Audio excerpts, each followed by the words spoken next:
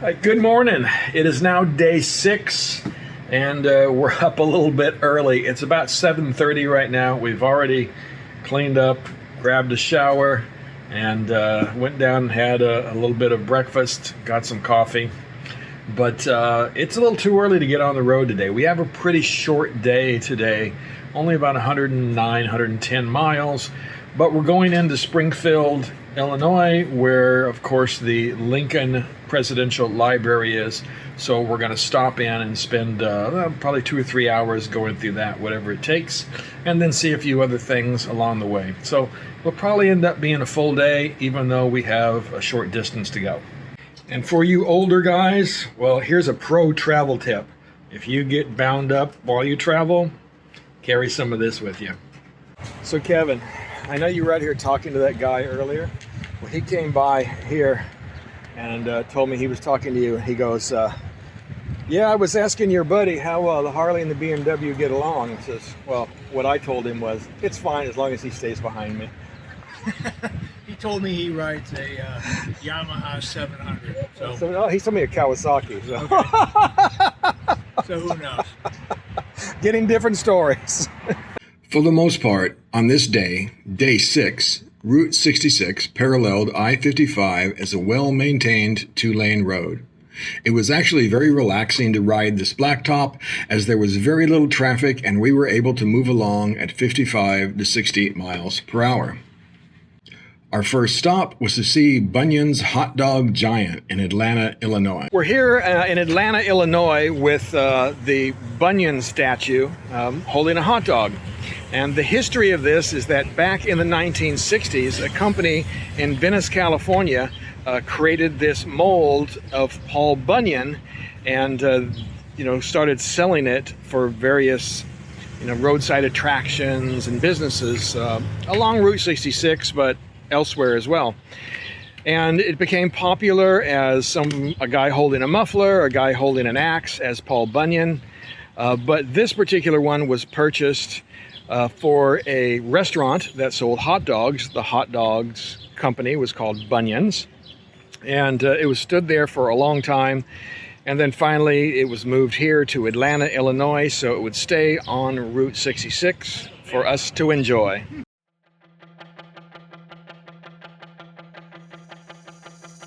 The town also has a number of murals and paintings dedicated to the Mother Road.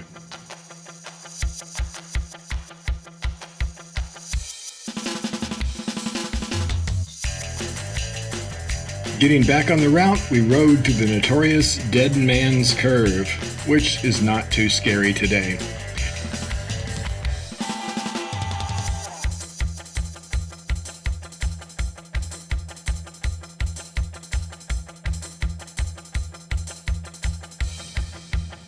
And then we made our way through several town centers. Illinois has done a very good job of marking the old Route 66, so it was very easy to follow. We're now in Lincoln, Illinois, and this is the world's largest rail splitter wagon. It used to be the world's largest covered wagon, but they took the cover off and now it's a rail splitter. Once again, Route 66 proved to be an easy way to travel as it followed the interstate.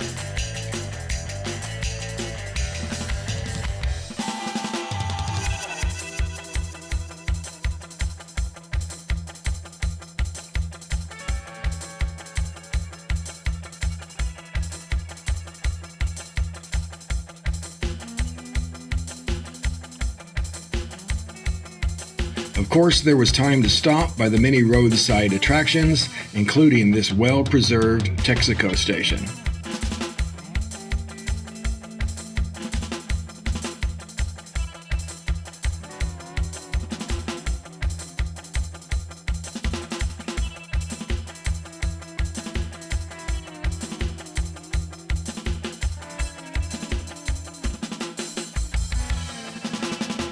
Before finally making it to Springfield, where we would visit the Lincoln Presidential Library before getting lunch at a Route 66 staple, the Cozy Dog.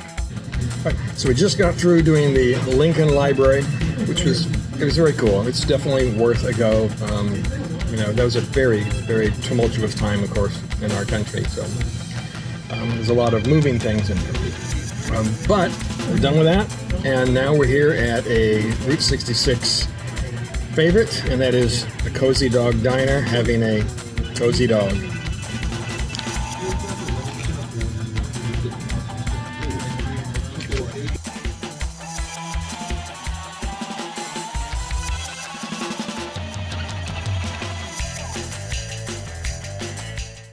Good morning, everyone. It is now day 7, and we are just camped out here on our room for a little bit because it's a little rainy and misty outside. It's only about 7:30 in the morning, and we don't have a very long day. We're just heading down to St. Louis, about 39 miles today. Got quite a few things to stop and see, however, along the way.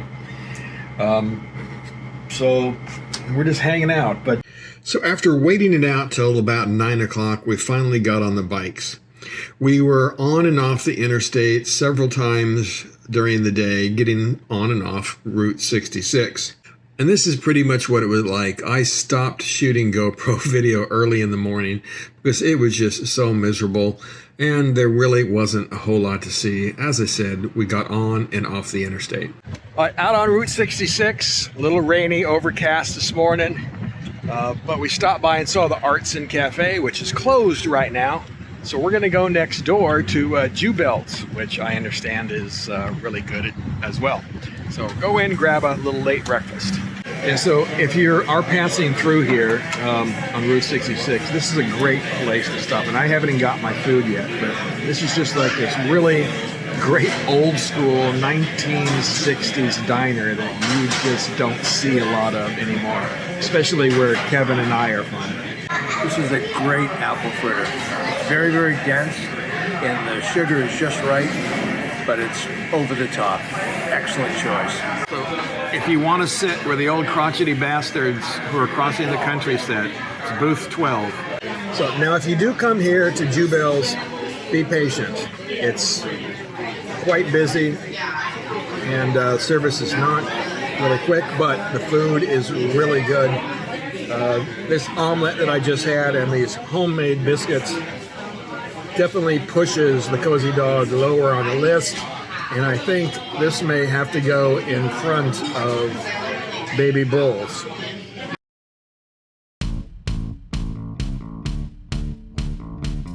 As you travel through the towns along Route 66, you will find a number of small museums that document the local history. In each one of them, you will see some interesting exhibits that pertain to the Mother Road. However, it is by no means necessary to stop at every one of them.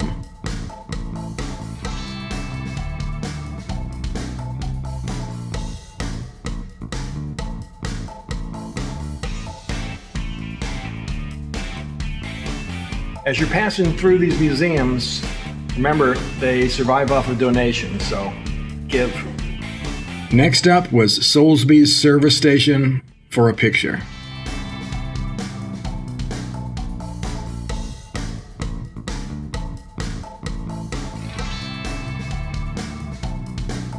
We made it. We're here at Henry's Rabbit Ranch, right on Route 66. Exciting. Henry's Rabbit Ranch is a quirky little hole-in-the-wall gift shop where you can find branded items for both the Rabbit Ranch and Route 66. Like Cadillac Ranch in Texas, you will find a number of half-buried vehicles, but rather than American-made Cadillacs, there were VW Rabbits spanning several model years. It is just so weird, you've got to stop.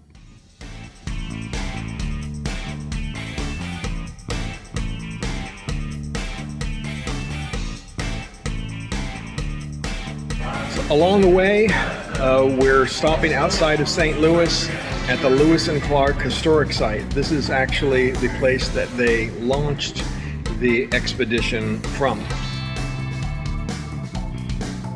In school, we all learned about the Corps of Discovery and how they mapped much of the western parts of this country. But what happened prior to launching the expedition is equally as amazing.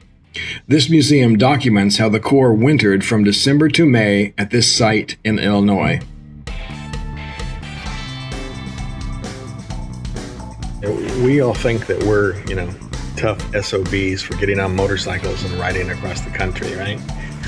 What a joke, right? These guys, right, who ventured across the country to find a new path, right, from the Mississippi to the Missouri River and out to the Pacific Ocean. They wintered here in Dubois, Illinois, and they built their own cabins to survive the winter here and get themselves ready for the trip.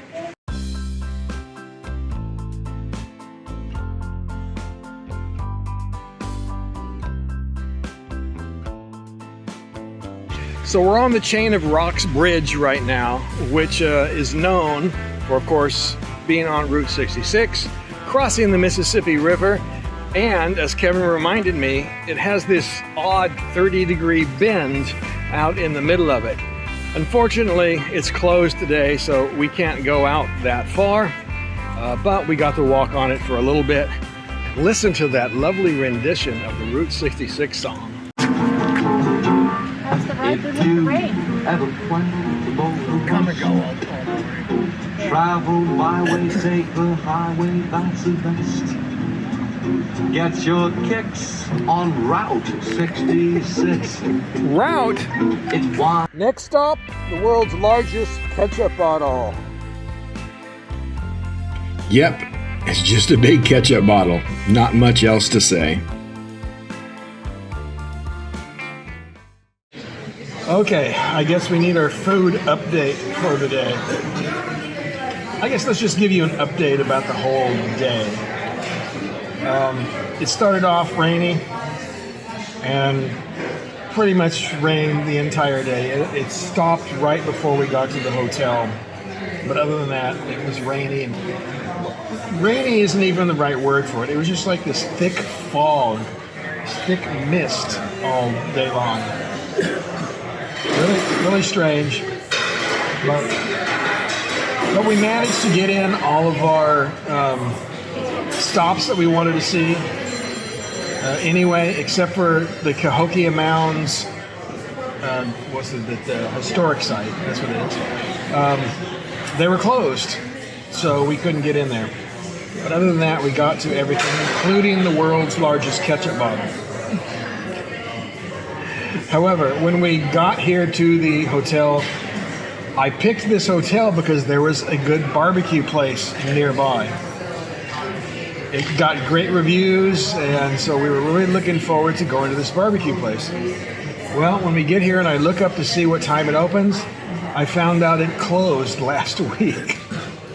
Its last day was like May 13th, and now this is the 27th. So it's like, okay. So we had some Mexican food that was in the same shopping plaza. It was okay. It was okay, but it didn't really move up very far on the list. I'm going to have to think about where it goes. But I don't know. Does it beat out the the cozy dog? Cozy dogs? I don't know. Nah, I don't think so. I don't know. All right. So right now, this probably goes at the bottom of our list. But I mean, not that it was bad, but But my apple fritter, for me, probably third place. Delicious, incredibly rich, dense, hot. Shouldn't have eaten. but you did. I did. Bye.